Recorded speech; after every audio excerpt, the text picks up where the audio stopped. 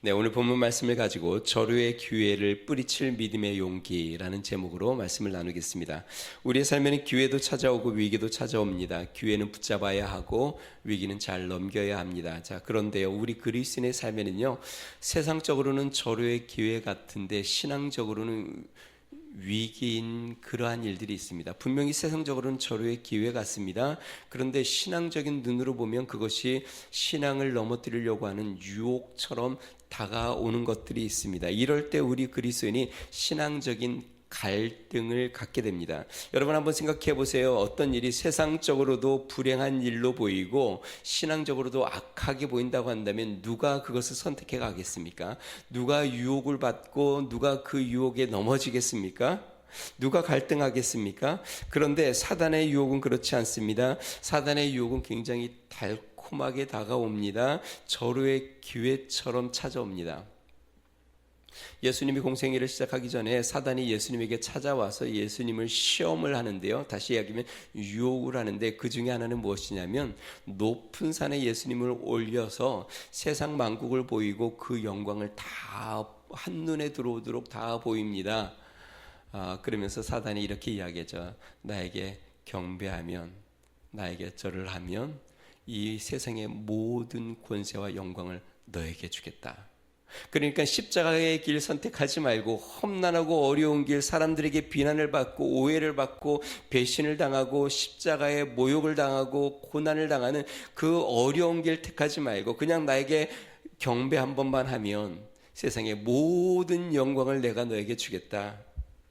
그때 예수님이 단칼에 그 유혹을 뿌리치며 사탄에게 이렇게 이야기합니다. 사단아 물러가라. 기록됐을 때 주 너희 하나님께 경배하고 다만 그를 섬기라 하였느니라. 여러분, 우리 그리스도인은 두 가지가 필요합니다. 첫 번째는 분별하는 지혜와 두 번째는 뿌리칠 수 있는 믿음의 용기. 분별할 수 있는 지혜라고 하면 지금 나에게 찾아오는 이러한 기회들이 정말 하나님 앞에 선하고 의로운 하나님의 축복의 기회인지 아니면 나의 믿음을 테스트하거나 내 믿음을 유혹하여 넘어뜨리려고 하는 사단의 달콤한 유혹인지 이것을 분별할 줄 알아야 합니다. 만약에 나에게 들어온 기회가 하나님이 나에게 주신 축복의 기회라고 생각하고 덥석 물었다가는 잘못하면 신앙에서 넘어지는 큰 위험한 일들을 당할 수도 있기 때문에 그렇습니다. 그래서 분별하는 지혜가 필요하고 만약에 내가 분별하여 그것이 하나님이 주시는 기회가 아니고 나의 신앙을 유혹하는 것이라고 한다면 그 저류의 기회를 단칼에 뿌리칠 수 있는 믿음의 용기가 필요합니다. 그러한 용기 있는 믿음의 성도들 되기를 주의 이름으로 축원드립니다. 지난 시간에 다윗과 무리들이 마온 광야에서 사울의 무리에게 포위가 됐습니다. 점점 좁혀오는데 이제 턱 밑까지 쫓아왔습니다. 그래서 이제 완전히 잡힐 쯤, 이제는 완전히 몰살당할 쯤 됐는데 그때 아주 급하게 전령이 한 명 도착합니다. 그러면서 사울 왕에게 블레셋이 쳐들어왔습니다. 빨리 돌아오십시오. 그냥 다 잡은 다윗과 그 무리들이 바로 눈앞에서 이제 완전히 포위가 되어 완전히 잡은 것인데 전령이 와서 블레셋이 쳐들어왔으니까 빨리 돌아오라고 그래서 사울이 아쉽지만 이 다윗을 눈앞에 두고 다시 돌아옵니다. 그리고 블레셋과 싸우고 돌아오죠. 오늘 본문이 그 말씀입니다. 1절 말씀에 보니까 이렇게 이야기합니다. 사울이 블레셋 사람을 쫓다가 돌아오매. 그러니까 이제 블레셋을 다 쫓고 전쟁을 마치고 돌아왔습니다. 돌아오자마자 한 사람이 소식을 전하는데요. 이렇게 이야기합니다. 어떤 사람이 그에게 말하여 이르되 보소서 다윗이 엔게디 광야에 있더이다 하니 이제는 마온 광야에서 피하여 다시 이제 엔게디 광야로 피신하여 도망쳤다라는 이야기입니다. 엔게디 바다는요. 사해 서쪽에 있는 해안 쪽에 있는 지역인데요. 굉장히 바위산이 있고 가파른 곳입니다. 그곳에 그러니까 이 다윗이 좀 더 험난한 곳으로 피난처를 옮긴 것입니다. 2절 말씀은 또 이렇게 되어 있습니다. 사울이 온 이스라엘에서 택한 사람 3,000명을 거느리고 다윗과 그의 사람들을 찾으러 들염소 바위로 갈새. 들염소 바위. 여러분 보통 이제 여러분 자연의 세계나 이런 것들을 보면 사냥이나 들염소들이 어디서 보통 이렇게 서식하는 것들을 이렇게 보셨어요? 가파른 바위 사이사이를 막 이렇게 오고 가면서 풀을 뜯어 먹고, 왜냐면 이제 험한 짐승들에게 잡혀 먹지 않으려고 이 험한 바위 사이를 막 이렇게 다니는 것들을 보셨나요? 그러니까 지금 굉장히 험한 지형 가운데 다윗이 숨어 들어간 것입니다. 자, 그런데요, 이 사울 왕이 그 소식을 듣고 쫓아옵니다. 쫓으러 왔어요. 3절에 보니까 이렇게 적혀져 있습니다. 우리 3절 같이 한번 읽어보겠습니다. 같이 있습니다. 시작. 길가 양의 우리에 이른즉 굴이 있는지라 사울이 뒤를 보러 들어가니라 다윗과 그의 사람들이 그 굴 깊은 곳에 있더니. 쫓던 사울이 다윗을 쫓다가 뒤를 보려고, 이제 볼일을 보려고 굴에 들어갔는데, 마침 그 굴이 어떤 굴이었냐면 다윗과 무리들이 깊이 그 굴 깊은 곳에서 숨어 있는 그 굴에 이 사울 왕이 이 함께하는 사람들을 다 밀치고 이제 홀로 굴에 들어가서 볼일을 보려고 들어온 그 굴, 그것이 바로 다윗이 있는 그 굴입니다. 여러분 참 흥미롭습니다. 지난 시간에는요, 다윗이 사울의 손아귀에 거의 들어갈 뻔했습니다. 그런데 오늘은 완전히 반대가 되었습니다. 사울이 이제 다윗 앞에 완전히 손에 들어왔습니다. 다윗이 사울을 죽이는 것은 식은죽 먹기입니다. 여러분 어떻게 생각하세요? 절호의 기회인가요? 아니면 유혹인가요? 결론적으로 다윗이 사울 왕을 죽이지 않습니다. 그리고 다시 피난 생활을 이어갑니다. 여러분, 우리 그리스도인의 삶에 찾아오는 기회 같은 유혹 어떻게 대해야 할까요? 첫 번째요, 주님의 뜻과 말씀이 기준이 되는 삶을 살아야 합니다. 다윗은 어떤 지도자일까요? 성경을 통해서 살펴본 다윗은 사람들에게 칭송을 받는 지도자였습니다. 용맹하고 불의를 참지 않는 지도자입니다. 충성스러운 지도자입니다. 사람들을 품어주고 아끼는 지도자입니다. 여러분, 지금 다윗이 사울 왕을 피하여 피난 생활을 하는데 그를 쫓는 장정들만 600명입니다. 그러니까 생사를 같이 한 다윗에게 운명을 내어 맡긴 사람이 600명입니다. 그것도 피난길에서. 그러니까 다윗이 얼마나 그들에게 신임을 얻고 존경을 받고 있는지를 알 수 있는 대목입니다. 그런데요, 참 놀라운 것은 다윗의 이런 좋은 성품들과 반하여 간혹 다윗의 특별한 모습이 드러나는데, 그것은 함께하는 사람들의 말을 잘 안 듣는다는 것입니다. 고집을 피운다는 것입니다. 지난 시간에 우리가 살펴봤는데요, 그일라, 유다 지역 그일라에 블레셋 사람들이 쳐들어왔습니다.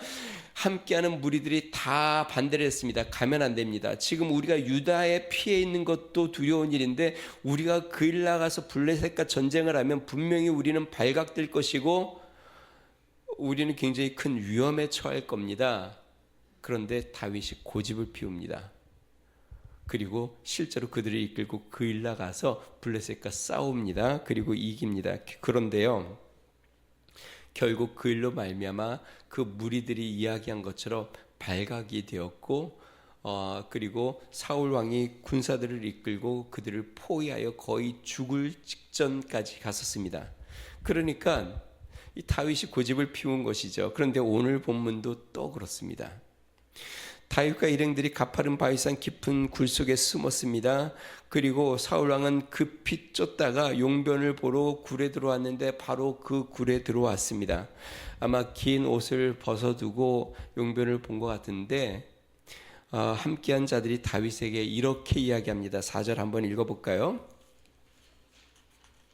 우리 4절 말씀 같이 있습니다. 시작.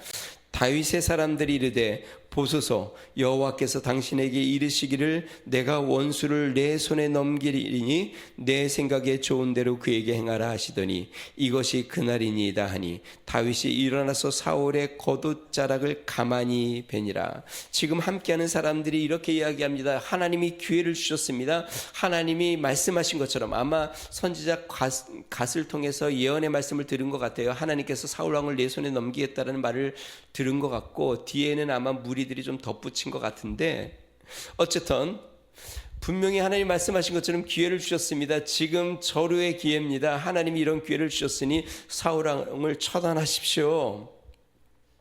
분명히 타당성이 있어 보입니다. 하나님이 그런 기회를 주신 것처럼 보입니다. 그리고 정확하게 그 맥락상 하나님이 그러한 말씀에 응답하신 것처럼 보입니다. 그런데 다윗이 사울 왕 죽이기를 싫어하여 사울 왕의 옷자락만 살짝 베고 맙니다. 여러분, 참 신기한 일이죠. 평소에는 따뜻하고 다정한 지도자였습니다. 무리들을 위하고 아끼고 무리들을 먼저 생각했던 지도자입니다. 그들의 의견을 잘 용납하고 또 그들의 말에 다 인정해 주었던 지도자입니다. 그런데 이 다윗이 결정적인 순간에는 꼭 고집을 피웁니다. 무리들의 말을 자꾸 안 듣고 고집을 피우기 시작합니다. 자, 그러면 제가 여쭤볼게요. 다윗이 그일라에서 행했던 일과 오늘 사울 왕을 이렇게 죽이지 않고 놔두는 일, 고집을 피운 일로 그 공동체에 평안이 왔고 그들의 형편이 좋아졌고 사울 왕이 오해를 풀고 그 다음에 그들의 지위를 얻고 그렇게 형통한 축복된 길이 열렸을까요? 아닙니다. 다윗이 그일라의 고집을 피워서 사울 왕에게 발각되어서 거의 잡히기 일보 직전까지 갔고, 그리고 오늘 본문의 사울을 죽이지 않음으로 말미암아 이 다윗과 그 일행들은요 다시 몇 년간 피난 생활을 계속 이어가야 합니다. 만약에 지금 사울 왕을 죽였다고 한다면 어떻게 됐을까요? 아마 다윗은 바로 왕이 될 수 있었을 겁니다. 이스라엘 백성들이 이 사울 왕이 굉장히 횡포를 부리는 것을 다들 경험하고 있었고 두려워 떨고 있었고 또 다윗이 무고히 이렇게 도망 다니고 있는 것을 알 사람은 다 알고 있습니다. 그렇기 때문에 다윗이 만약에 사울 왕을 그 자리에서 죽였다고 해도 사람들이 다윗을 내치지는 않았을 겁니다. 어쩌면 다시 다 다윗을 중심으로 뭉쳐서 이스라엘의 왕으로 세웠을 겁니다. 다시 이야기하면 다윗이 고집을 피움으로 말미암아 그일라에서도 그렇고 지금 이 사건에서도 그렇고 다윗과 무리들은 더 많은 고난의 길을 가게 됩니다. 다윗 개인의 문제가 아닙니다. 공동체의 문제입니다. 그런데 다윗이 고집을 피우죠. 자, 그러면 왜 다윗이 결정적인 일에 무리들의 말을 듣지 않고 고집을 피울까요? 그것은 다윗에게 신앙적인 기준이 분명했기 때문에 그렇습니다. 그의 마음속에 하나님의 뜻이 아니면 행하지 않겠다는 신앙적인 기준이 아주 명확했습니다. 하나님이 말씀하시면 무조건 행하겠다는 신앙적인 기준이 명확했습니다. 여러분, 그일날을 쳐들어갈 때에 다윗이 하나님 앞에 먼저 묻습니다. 하나님, 칠까요? 그것을 여러 번 반복해서 하나님께 또 물어보고 또 물어봅니다. 함께한 무리들이 반대를 하니까 또 하나님께 또 물어봅니다. 그런데 분명하게 하나님이 그렇게 행하라고 말씀을 주시자 다윗은 하나님의 말씀에 순종하여 나아갑니다. 오늘 본문도요, 다윗이 이렇게 고집을 부리는 이유가 성경에 나옵니다. 6절 말씀 한번 볼까요? 제가 한번 읽어보겠습니다. 자기 사람들에게 이르되 내가 손을 들어 여호와의 기름 부음을 받은 내 주를 치는 것은 여호와께서 금하시는 것이니 그는 여호와의 기름 부음을 받은 자가 됨이니라 하고, 다윗의 마음속에 분명히 여호와께서 기름 부은 자, 하나님이 세우신 자를 치는 것은 하나님이 금하신 일이니까 내가 이 일을 행할 수 없다라는 명확한 신앙의 기준을 갖고 그가 있었기 때문에 겉으로 보기에는 굉장히 정말 절호의 기회인 것 같지만 이것이 하나님의 뜻에 반하는 것을 알기에 그가 그를 행하는 것을 기뻐하지 않았고 단지 사울 왕의 옷자락만을 살짝 베고 만 것입니다.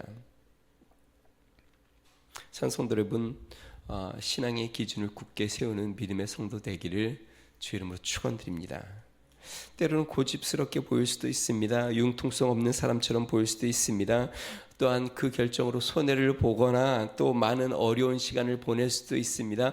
그런데 성도 여러분, 신앙의 기준이 무너지면 나의 믿음은 무너지는 것입니다.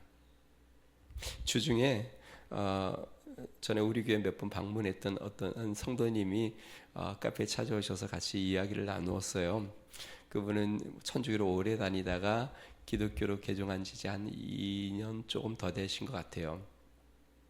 교회를 열심히 다녔더라고요. 허리 막 디스크도 터지고 막 하는데 막 기어서라도 교회를 매일 가고 거기에서 이제 신앙생활을 하셨더라고요. 그리고 하던 사업도 잠깐 이제 접고 이제 새로운 사업을 하려고 이것저것 배우면서 시간들을 보내고 신앙생활을 하고 있더라고요. 근데 이제 한 5개월 정도, 그러니까 새롭게 사업을 시작하기 전에 한 5개월 정도 알바를 좀 하려고 이제 이제 지원서를 쭉 냈더니 여기저기 연락이 막 왔는데 어디는 너무 늦게 해서 좀 안 될 것 같고 어디는 좀 뭐 안 되고 그런데 아주 조건이 딱 맞는 곳이 연락이 왔어요. 그분이 옛날에 카페도 운영을 했었는데 카페 제가 하면서 카페하는 그러한 곳에서 연락이 이제 왔는데 뭐 아마 체인점처럼 여러 군데가 있는 데인가 봐요. 근데 시간도 일찍 끝나고 또 경력이 있다고 하니 이런 이력을 보더니 되게 좋아하고 또 뭐 그 매니저처럼 뭐 이것도 하고 전체적으로 관리도 하고 또 뭐 마치 그 정직원처럼 그 페이도 주고 그리고 또 기름값도 주겠다고 하고 조건이 너무 딱 맞고 본인이 또 해보고 또 하면 재밌고 해보고 싶은 그 일이 연락이 온 거예요. 근데 결정적인 것은 주일은 못 쉽니다. 주일이 제일 바쁩니다. 그래서 이분이 저에게 목사님 어떻게 하면 좋을까요? 뭐 수요일 저녁 예배도 있고 금요일 저녁에도 있고 예배 가서 예배 드리면 되지 않을까요? 이런 얘기를 하더라고요. 그러면서 저한테 물어보는 게 그런 거예요. 혹시 주일날 예배 안 드리면 죄인가요? 오전 예배 안 드리면 죄인가요? 여러분 어떻게 생각하세요? 주일날 오전 예배를 드리지 못하고 일을 하면 죄인가요? 여러분들은 어떠세요? 지금 죄를 짓지 않으려고 여기 앉아 계신 건가요? 저는 죄라고 생각지는 않아요. 죄 때문에 우리가 여기 와서 죄를 안 지려고 예배 드리는 건 아니죠. 다른 것보다 주님을 만나는 게 가장 귀하니까 여기 와 있는 거죠. 하나님을 사랑하니까 여기 와 있는 거죠.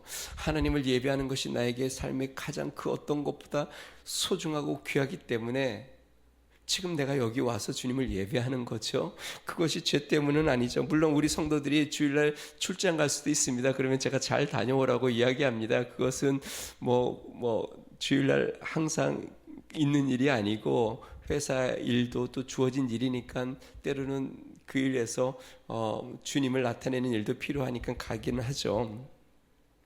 그러면 이렇게 생각할 수도 있습니다. 너무 율법적인 거 아닙니까? 꼭 주일날 예배 드려야 합니까? 물론 그렇죠. 주일날 예배 드려야다고 한다면 율법적인 것이 맞죠. 거기에 진심과 사랑이 빠지면 율법적인 것이 되어버리죠.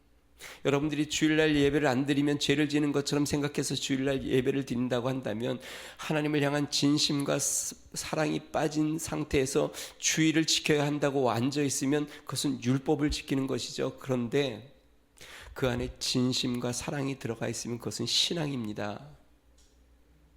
우리가 주님 앞에 나와서 예배를 드리는 것, 신앙의 기준을 정하는 건 무슨 꼭 형식적으로 뭔가 기준을 정해서 율법을 지키는 것처럼 해야 되느냐? 그렇죠. 맞습니다. 여러분, 진심과 사랑이 없으면 그것은 다 율법입니다. 유대인들이 금식도 하고 11조도 내고 예배도 드리고 하루에 3번씩 기도도 하고 근데 예수님이 독사의 자식들아라고 책망했습니다. 왜 그럴까요? 형식이 문제인 것을 얘기한 게 아닙니다. 그들의 마음에 진심과 사랑이 없이 그 일을 하기 때문에 외식하고 그들이 율법적이기 때문에 하나님이 책망한 것이죠. 그러면 형식이 중요하지 않느냐? 아니요.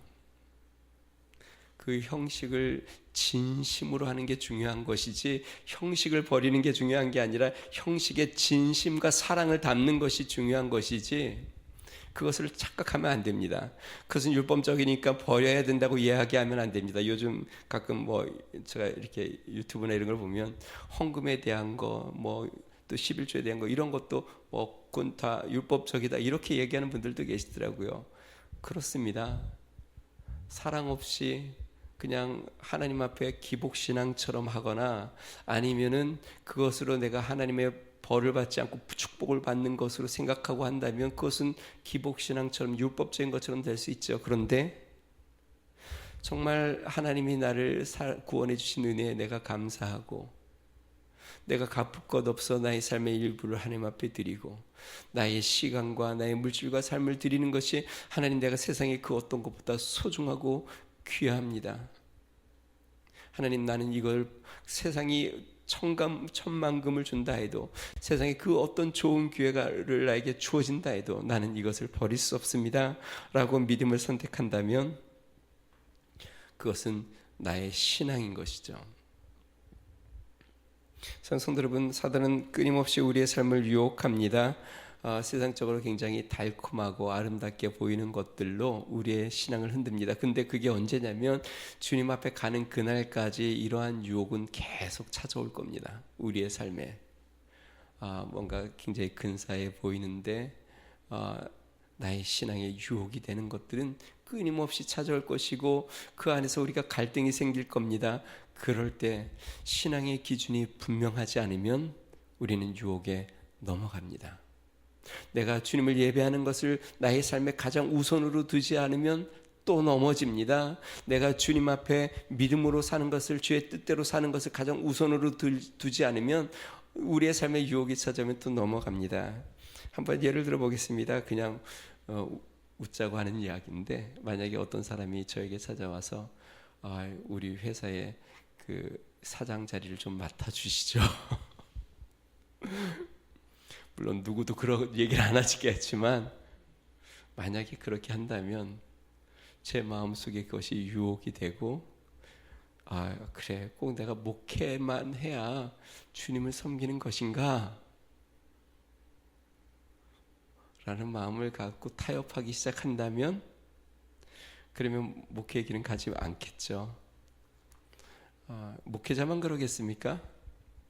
우리의 신앙의 길에는 그런 게 없겠습니까? 우리의 신앙의 길에도 여러 가지 유혹들이 있겠죠. 그런데 여러분, 내가 그것을 그러면 제가 그분에게 그런 얘기를 했어요. 그러면 주일날 거기를 안 가고 내려놓고 주일날 예배 드리기로 결심을 하면 하나님이 더 좋은 일을 주시지 않을까요? 그래서 제가 뭐라 그랬습니까? 그럴 수도 있고 그렇지 않을 수도 있습니다. 그걸 포기하면 하나님이 더 좋은 일자리를 줄 수도 있고 포기해서 일자리를 못 구할 수도 있습니다. 중요한 건 하나님이 더 좋은 자리를 주기 때문에 주일날 와서 예배 드리는 게 아니라 내가 그것을 버려서 그 좋은 기회를 놓친다 해도 나는 주님을 예배하는 것이 더 중요하다는 마음을 갖고 주님을 섬길 수 있으면 그것이 신앙이고 그것이 믿음인 것이죠. 내가 물질적인 손해를 보고 때는 삶이 이로 말미암아 다시는 이런 좋은 기회를 내가 얻지 못하고 오히려 이로 말미암아 더 큰 고난이 나에게 찾아온다 할지라도 나는 주님을 예배하는 것을 포기하지 못하고 나는 주님의 뜻을 어기지 않고 나는 주님의 뜻에 순종하는 것이 그 어느 것보다 가장 가치 있고 소중한 것이라고 내 마음속에 믿음이 찾아오고 주님을 가장 귀한 분으로 여길 수 있다면 그것이 바로 우리의 믿음이고 우리의 믿음을 지키는 것입니다. 성도 여러분, 우리 하나님 앞에 믿음의 기준을 세우시기를 주의 이름으로 축원드립니다. 다윗에게 찾아온 이 아주 절호의 기회, 지금 수년 동안 이렇게 쫓겨다녔는데 이제 정말 굴속에서 딱 한 칼이면 끝나는 이 절호의 기회에 다윗이 그냥 옷자락만 베고 맙니다. 지금 이 기회는 다윗에게 절호의 기회가 아니라 하나님이 다윗의 신앙을 테스트하는 테스트였습니다. 그리고 다윗은 이 테스트에 넘어가지 않았고 유혹에 넘어가지 않았고 오히려 또 이로 말미암아 제가 아까 이야기한 것처럼 다윗은 그의 피난 생활이 몇 년 더 연장이 되어 또 계속 피난을 하게 됩니다. 사랑성도 여러분, 여러분들의 믿음의 결단이 여러분의 삶을 어려운 길을 계속 걷게 할 수도 있습니다. 험난한 길을 더 가야 할 수도 있습니다. 절호의 길을 놓친 것이 때로 아깝게 여겨질 수도 있습니다. 그런데 제가 말씀드린 것처럼 믿음의 기준을 한번 무너뜨리기 시작하면 또 다음의 유혹에서 또 무너질 것이고 좀 더 큰 유혹이 오면 또 그때 또 무너질 것이고 계속 무너져 나의 신앙을 내가 지키며 믿음 가운데 한 걸음 한 걸음 믿음으로 살아가는 삶은 점점 멀어져 갈 겁니다. 믿음의 기준을 바로 세우고 계십니까? 아멘입니까? 네, 믿음의 기준 가운데 굳건히 있어서 하나님의 말씀 안에 흔들리지 않는 성도들 되기를 주님으로 축원드립니다. 두 번째 우리가 기억해야 될 것은요, 주님이 우리 삶의 의로운 재판장인 것을 기억해야 합니다. 사실 다윗은 굉장히 억울한 상황입니다. 분명 자신은 사울 왕에게 충성을 했는데 사울 왕은 자신을 계속 죽이려고 합니다. 그래서 이 사건 이후에 다윗이 사울 왕이 이제 좀 멀리 떠나가자 사울 왕을 부릅니다. 그러면서 자기의 억울함을 호소합니다. 우리 8절과 9절 말씀 같이 한번 제가 읽어보겠습니다. 그 후에 다윗도 일어나 굴에서 나가 사울의 뒤에서 외쳐 이르되 내 주 왕이여 하매 사울이 돌아보는지라 다윗이 땅에 엎드려 절하고 다윗이 사울에게 이르되 보소서 다윗이 왕을 해하려고 한다고 하는 사람들의 말을 왕은 어찌하여 들으시나이까? 다시 이야기하면 사울 왕이 다윗이 음모를 꾸미고 있다고 하는 사람들의 이야기를 듣고 있고 사울 왕도 그렇게 생각하고 있다는 것입니다. 다윗이 줄곧 피난 생활을 하는 이유가 지금 여기에 있습니다. 얼마나 억울합니까? 마치 다윗은 정말 억울하여 죽을 지경입니다. 그런데 다윗이 이 억울함을 사울 왕에게 이제 하소연하면서 증거를 내비칩니다. 나는 정말 그런 음모를 꾸미지도 않고 당신을 사울 왕을 죽이고자 하는 마음도 없습니다. 그러면서 이야기합니다. 10절과 11절 제가 한번 읽어봅니다. 오늘 여호와께서 굴에서 왕을 내 손에 넘기신 것을 왕이 아셨을 것이니이다. 어떤 사람이 나를 권하여 왕을 죽이라 하였으나 내가 왕을 아껴 말하기를 나는 내 손을 들어 내 주를 해하지 아니하리니 이는 여호와의 기름 부음을 받은 자이기 때문이라 하였나이다. 내 아버지여 보소서 내 손에 있는 왕의 옷자락을 보소서 내가 왕을 죽이지 아니하고 겉옷자락만 베었은즉 내 손에 악이나 죄가가 없는 주를 오늘 아실지니이다. 왕은 내 생명을 찾아 헤매려 하시나 나는 왕에게 범죄한 일이 없나이다. 지금 다윗이 사울 왕에게 이 사울 왕의 옷자락을 보이면서 이것 좀 보십시오. 당신이 우리가 피해 있는 굴 속에 들어와서 지금 나와 함께한 무리들이 사울 왕을 죽이라고 계속 나에게 권면하였지만 내가 당신을 당신을 죽이지 않았습니다.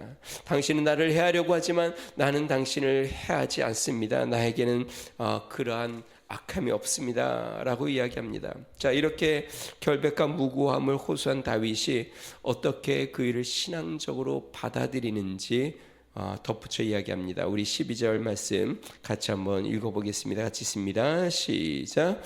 여호와께서는 나와 왕 사이를 판단하사 여호와께서 나를 위하여 왕에게 보복하시려니와 내 손으로는 왕을 해하지 않겠나이다.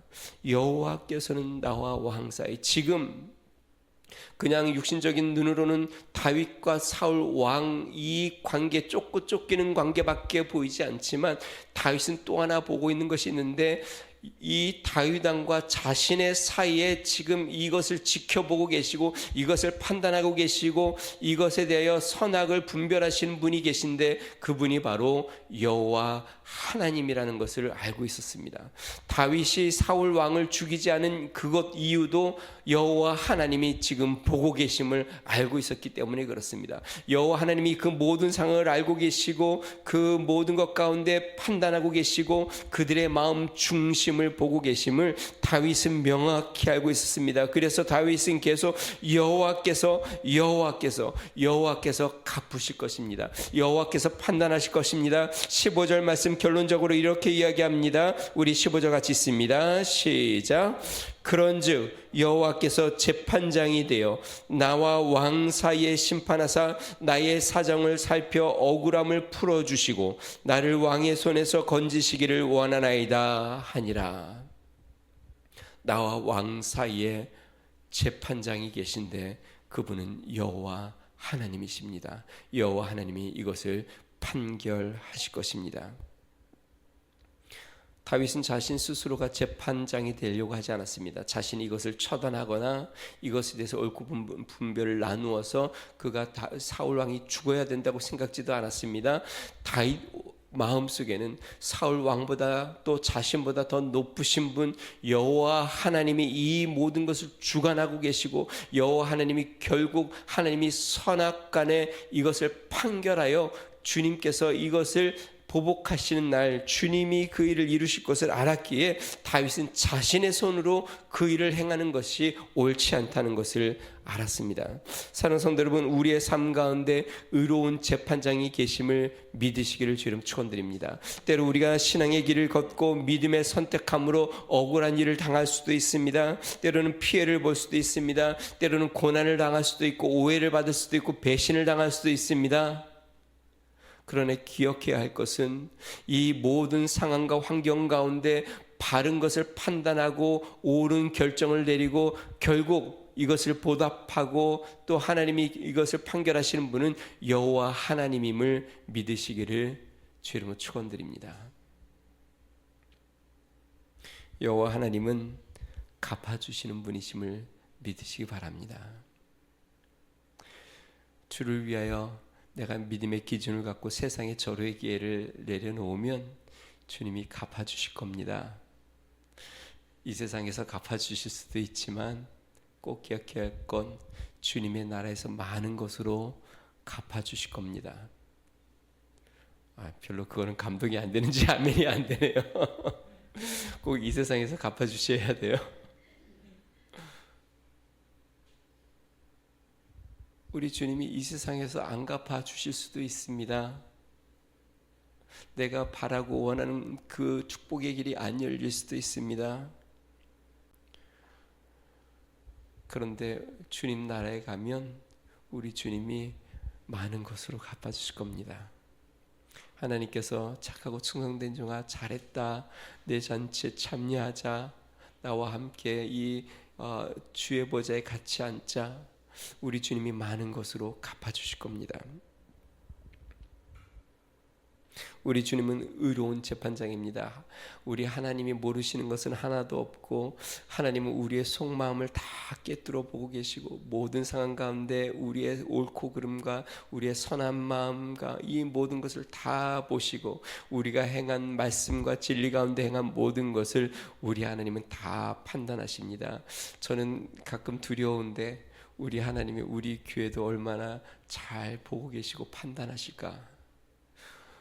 사람은 속여도 하나님은 못 속이니까 하나님이 나의 목회와 나의 삶을 얼마나 명확하게 보고 계실까. 사람은 속여도 하나님은 못 속이니까 겉으로는 괜찮은 목사 같지만 하나님 보시기에는 내 속에 내 더러움과 나의 악함을 우리 주님은 다 아실 텐데 우리 하나님은 그 모든 것을 다 판단하시고 갚으실 텐데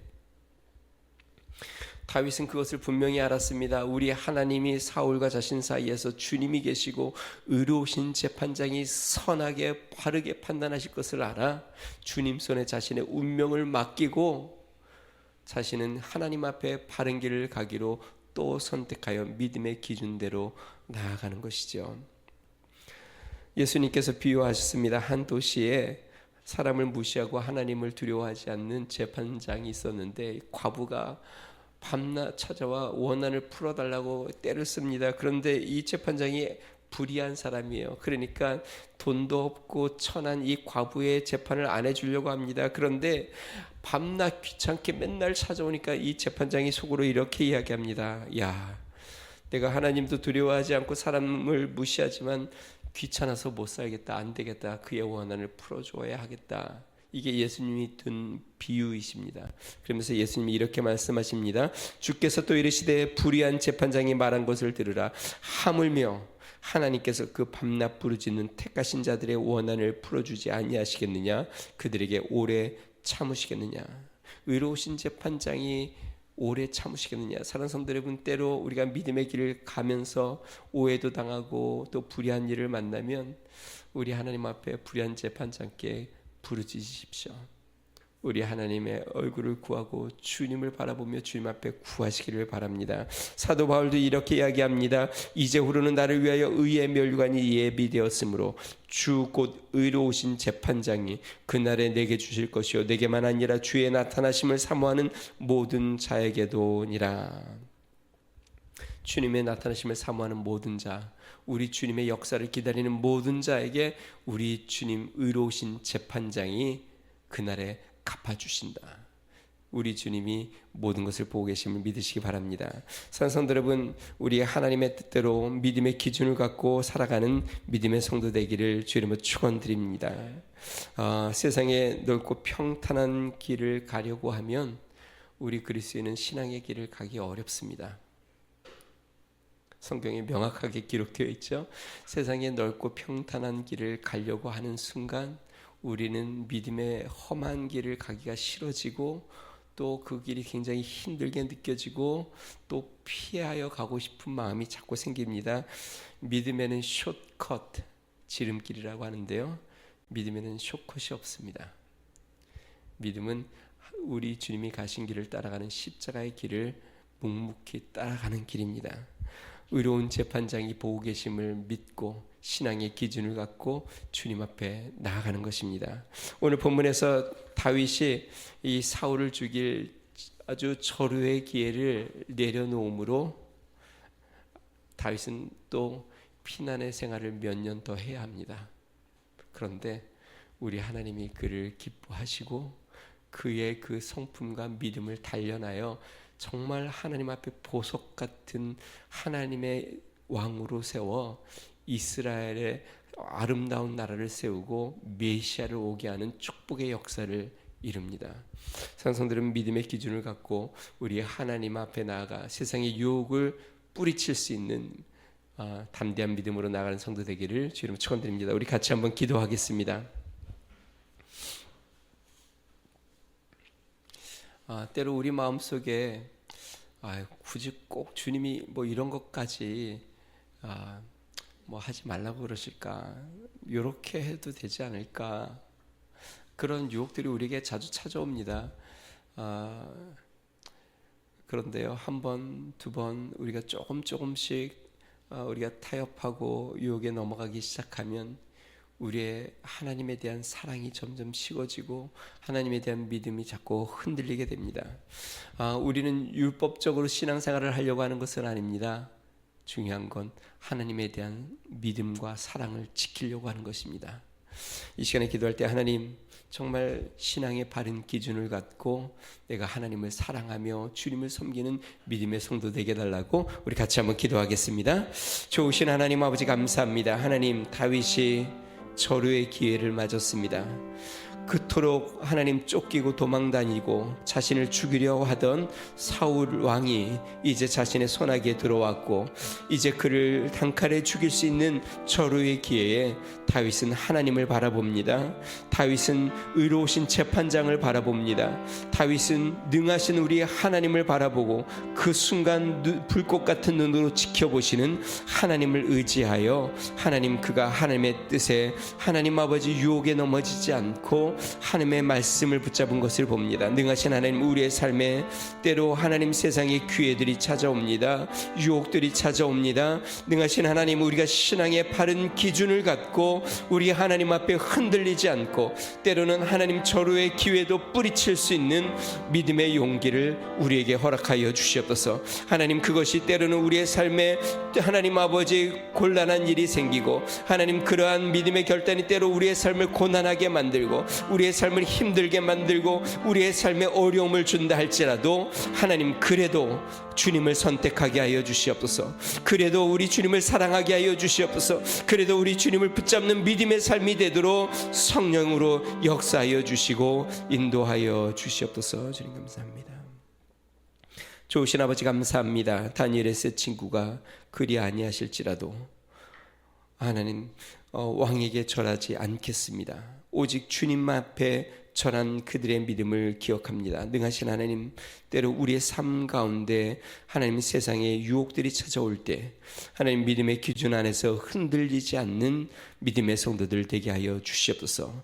하나님 아버지, 세상의 저류의 기회를 뿌리칠 수 있는 믿음의 용기를 갖는 하나님 군사 같은 신앙을 갖게 하여 주시고, 우리 주님 앞에 깊이 뿌리를 내려 우리 하나님의 의로우신 재판장을 바라보며 믿음으로 동행하는 거룩한 성도 되도록 하나님 은혜를 더하여 주시옵소서. 이번 한 주를 살 때 또 우리에게 세상의 유혹이 찾아올 때 하나님, 우리 눈을 들어 주를 바라보고 높으신 우리 하나님을 붙잡고 주님과 동행하는 삶 되도록 은혜를 베풀어 주시옵소서. 이제는 우리 주 예수 그리스도의 은혜와 하나님 아버지 무한하신 사랑과 성령님의 감동 감화 내주 충만케 하신 은총이 세상의 그 어떤 것보다 우리 주님이 가장 좋고 우리 주님을 가장 우선으로 두고 영원히 우리 주님을 사랑하며 주의 뜻대로 살기로 결심하는 믿음의 성도, 가정과 교회와 나라와 민족 위에 이제로부터 영원토록 함께 하시기를 간절히 축원하옵나이다. 아멘.